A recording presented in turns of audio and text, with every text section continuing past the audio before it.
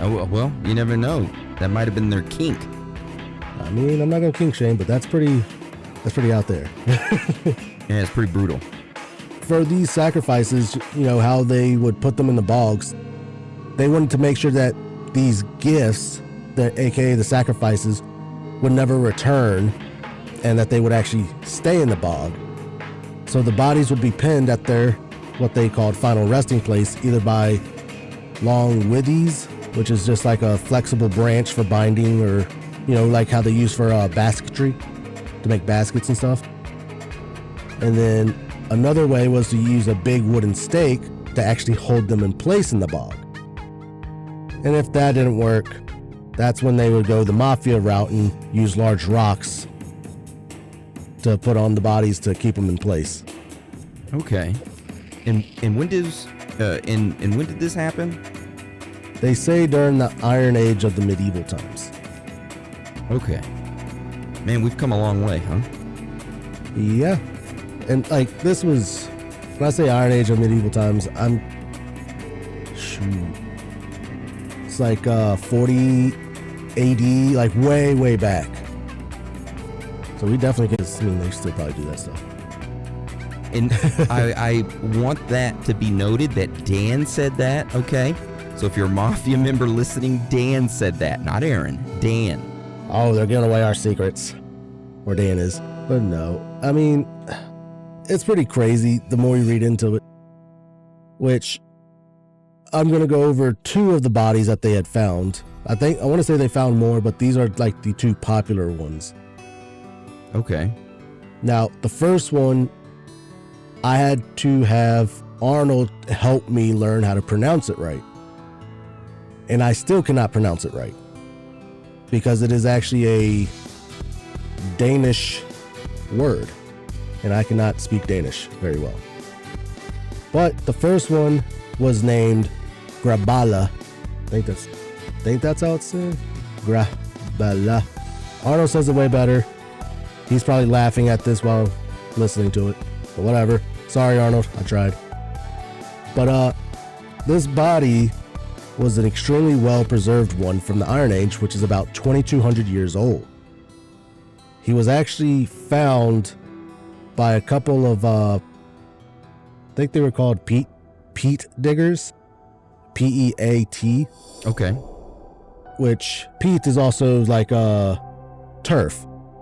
It's accumulation of partially decayed vegetation or organic matter, which the more it goes, it builds layers and layers and layers, which it's used for fuel and stuff.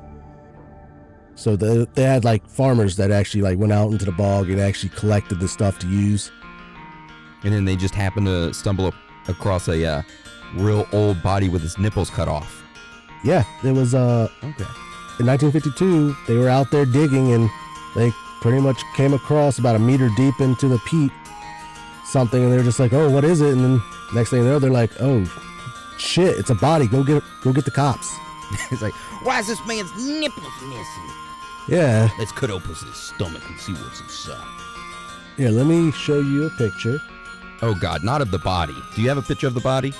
Yes, I do. I don't know if I want to see that. It's not that bad. All right. Let's take a look. I think you're going to laugh. And, of course, we will have this linked up on Patreon for anybody that wants to see it as well. So this first one is pretty hilarious. Wait, hold on. Did they stick a toupee on his head? No, that is his actual hair. Oh. Yeah. Note to self, if you want to keep immaculate hair, douse it in bog water. Because that dude's hair is it's in pretty good condition. Looks fake. Well, it's kind of dyed. And that's because of the bog itself. Which I'll go into a little bit of that a little later, because that's actually quite interesting as well. But yeah, when I found the first picture, there was a lot of memes on it that were saying, paint me like one of your French girls, just because the way it was positioned. Oh, yeah, that's funny. But no, it was, like I said, this is what they found. And you look at it, it's actually pretty well preserved. It wasn't prepared or anything like that. They just buried it in the bog, and that's how they found it right there. Okay. And this was 2,200 years later. that they found it. So Yeah, that's very well preserved. yeah, so when they actually got the body out, they sent it off to, I guess, the museum or wherever they went to, investigate it or examine it. They determined that this guy was about 30 years old when he was chosen to be sacrificed. Now, when I said greater the pain, greater the gain, they were checking all of his wounds. His throat was cut so deeply that it was almost mistaken for him being almost beheaded from ear to ear. Which, of course, that deep cut severed his trachea and his esophagus. There were multiple different types of injuries, which included his skull that was bludgeoned and one of his legs was broken. And let's see, with how well the body was preserved, they were actually able to kind of determine the time that he was sacrificed. Damn. Technology. Yeah. And I think it was the next body that I'll be going over that is when they actually use like the carbon dating stuff to actually determine it. It was like the first thing they used it on was one of the bodies. But they believe that this man was killed in early springtime, sometime between 30 AD to 400 AD. Oh, that's a big gap. I thought you were going to say something like, at 6:34 in the afternoon on a spring day, he was sacrificed. I mean, I wouldn't be surprised if they did narrow it down like that. But yeah, and like I said, they examined the body, and this is when they inspected his stomach, which revealed that his last meal consisted of a porridge made from corn, rye, and like seeds from over 60 different herbs and grasses, like clovers and stuff. Which they were just like, oh, there's no fruits or no leafy vegetables in this. And those only grow in like summer or autumn time. So obviously he didn't have any of those. So it must have been like mid-winter that they actually decided to sacrifice him. And or maybe he just didn't like any fruits or leafy vegetables. It is that, but sorry. I mean, that's true too. It's like a little kid not wanting to eat vegetables. But they were just like, with the food that was in his stomach, they're just like, it had to be midwinter because none of the leafy stuff grew, and it kind of fits in with, I guess, like traditions back then where they supposedly sacrificed people to try to bring spring early. Want winter to end so spring would come, so the crops could grow. Exactly. All right. Which, I mean, I was like, okay, that's pretty cool. Well, not pretty cool, but interesting. Yeah, I hope it's not cool, Dan. I don't want to be sacrificed. No, I don't want to get beaten and thrown into a bog just to... Yeah.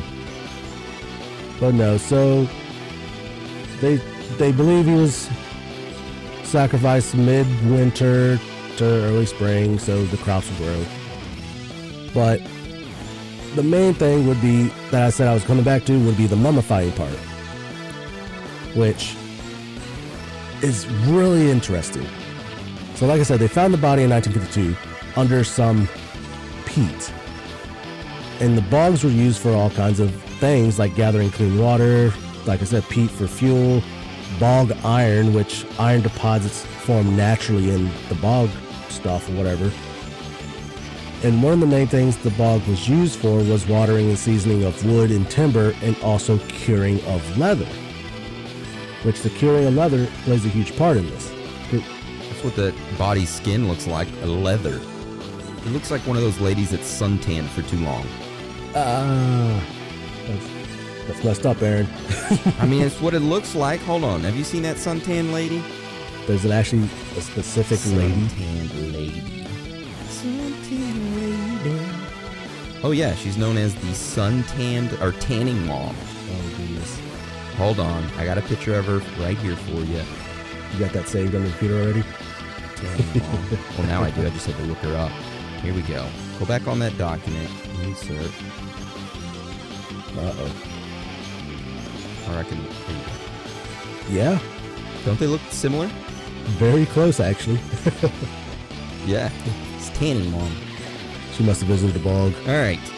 So what causes this, the curing of like leather and stuff, to make him look like he looks like leather, is that in the bogs of Northern Europe grows what is called a sphagnum plant. And when this plant dies, it releases a compound, what is like natural sugar called sphagnum. In turn, this neutralizes any nutrients in the bog, thus starving any bacteria present and halting the process of natural decay. So sphagnum preserves bodies by tanning the soft tissues, turning the skin into leather, which this process is why the bog bodies look, like a dark brown, like stand up, like they were tanning for too long. And this is why the hair on the bodies turn red. So as you see his immaculate hair, that's actually not his natural hair color. The bog itself with this plant, the chemicals it releases, actually change his hair red. Okay. Yeah, so all of the bog bodies that they find will have red hair. All right. Knowledge nuggets. Right? The sphagnum also makes the keratin in nails and hair more resistant to decaying, but it does decalcify bones, which pretty much means that it just makes them softer and kind of flexible. As you look at the picture though, you can tell that his body's kind of flattened some. Yeah, his chest area. Yeah, so his head seems fine, but the rest of his body seems kind of flat. That's because of the many layers of peat that built over the top of the body, and the fact that the sphagnum softens the bones. The weight ended up flattening the body without breaking any of the bones, which Mother Nature is pretty freaky when you think about that. Mm-hmm. But yeah, that's the first body, the Grabala. All right. I'm ready to see the next body. The next one's a little bit freakier, I think. The next one is Lindo Man. The place that they found him was called Lindo. So his body was discovered in 1984 in August. He too, of course, was found during the Iron Age period. He was treated well, you could say, before his death, because he was also had a nice meal. And this one, they actually said that when they examined his stomach, they found, like the grains and stuff, but it was supposedly made into like a cake for him. So it could have been his birthday for all we know. This was a surprise. Damn. It's a shitty birthday. During the examination, they thought that he was probably from the upper class because he had like really soft hands, no calluses whatsoever, and that he was still pretty young. He was probably about 25 years of age. And they said that there was evidence that he possibly went to what they considered a day spa during the Iron Age. He was like manicured, his hair and stuff was trimmed. Even though he was mummified type, he looked good. And now when I say looked good, I'm going to show you these pictures. You tell me if he looks good. All right, well, let's see him. All right. What the hell? Doesn't he look good, Aaron? I would... What? That looks like a damn jacket almost. All right, Buffalo Bill. Hold on. That's the first one. I'm still... Okay, let me look at the second one now. He's flat, man. He's flat as a turd. He's pretty flat. Unlike the first one, this one looked like it kind of flattened his head. Man, I was hoping for some really good hair on this one, just like the other one. You just don't see any of that. Now, there might be better pictures out there, because I want to say that these are at a museum. Okay. You go wear his skin. You just put his skin on like a shirt. That's what you could do. And like put your eyeballs right up there where his eyes were in his mouth, and you just wear that around for the day. Buffalo Bill over here. That's disgusting. Is that the guy that did that? Who was the one that says put the lotion on the skin? That's Buffalo Bill. He wanted to wear people like a bodysuit. But yeah, here's like what they said that is what he looked like before all of this. So, beard, mustache, hair all trimmed. But sadly, you can't tell any of that from what he looks like now. Man, it's so interesting that they can somehow come up with this guy's face based off his skeletal